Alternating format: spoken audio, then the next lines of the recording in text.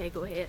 Okay, my name is DeAngela Stargell, and I want to be informing you about a little bit of local history that is here in Dayton. So, what if you did something that was like really amazing during your lifetime and you didn't get recognized for it? Like, when you feel kind of, angry or something, like, raise your hand if you would.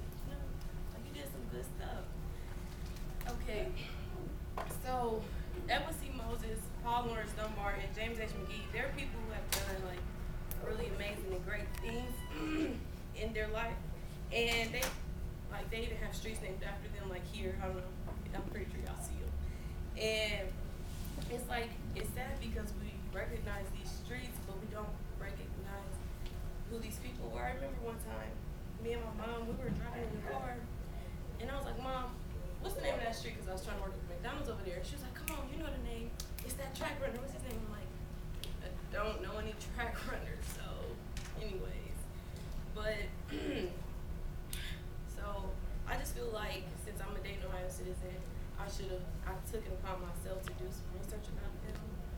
And everyday people, like, we pass these streets on our way to work, or if we're going to school, or if like somewhere we have to go is there. And we notice these streets and we look at these streets and we don't know who these people are. Okay, so first person I want to talk to you about is Edwin C. Moses. Edwin C. Moses was born August 31st, 1955 in very Dayton, Ohio.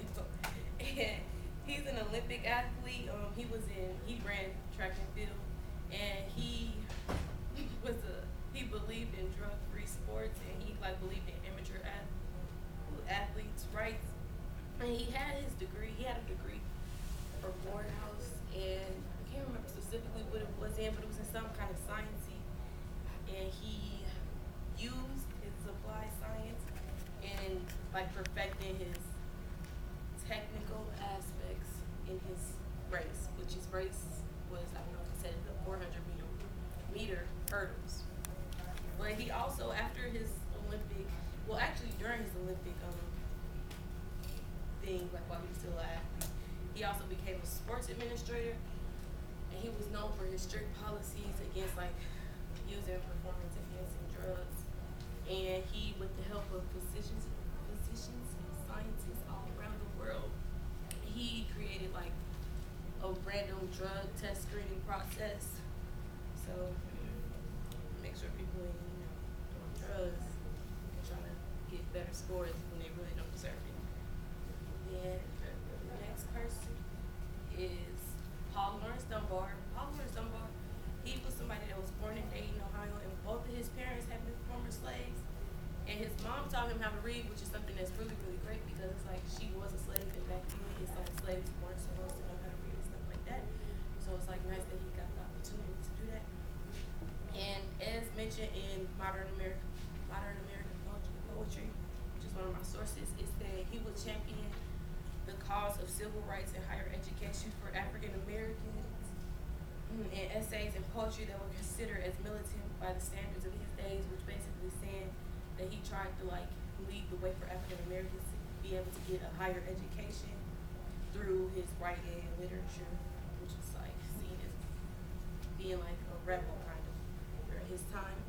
And then after he graduated from high school in 1891, he had to take a job as an elevator operator boy. So, like he was letting people up, down, and that was in Dayton. And when he was on his breaks, he would write, and he became known as the elevator boy poet. And then he published his first set of poetry in 1893 after attending an annual poetry meeting of the Western Association of Writers in 1892. And then he also attended a Columbian exposition selling his books, where he met Frederick Douglass, and Frederick Douglass kind of took him under his wing. Okay, so now next person is James H. McGee. And James H. McGee, he wasn't born in Ohio. He was born in Berryburg, West Virginia, but he was raised in Ohio, and he got his undergraduate degree from Wilberforce University, and he got his law degree, at Ohio State University. After graduating From OSU, he began to practice law in the Miami Valley, which is here. He got involved in daily politics, as mentioned, on Wright State University.edu. In the beginning, most of his work was done for the NAACP, which is also known as National Association for the Advancement of Colored People. And then in 1967, he served as state and city commissioner. And then later on in 1970, he became the mayor. And he was like one of the first black mayors of a major city. And that was kind of a big deal during that time. And he almost held, like he was almost mayor for almost 12 years. Also, if you want to know more about these people, in his book, African Americans: A Concise History, it speaks about them. I know it most definitely speaks more about Paul Laurence Dunbar, so yeah, check it out. But I just feel like I'm somebody who prides herself on knowing, like, you know, history and being knowledgeable and stuff like that. And then I was just like, I don't know who these people are. Like, we haven't learned about them in school, and that's kind of weird. So I just thought I should take the time to inform all of you.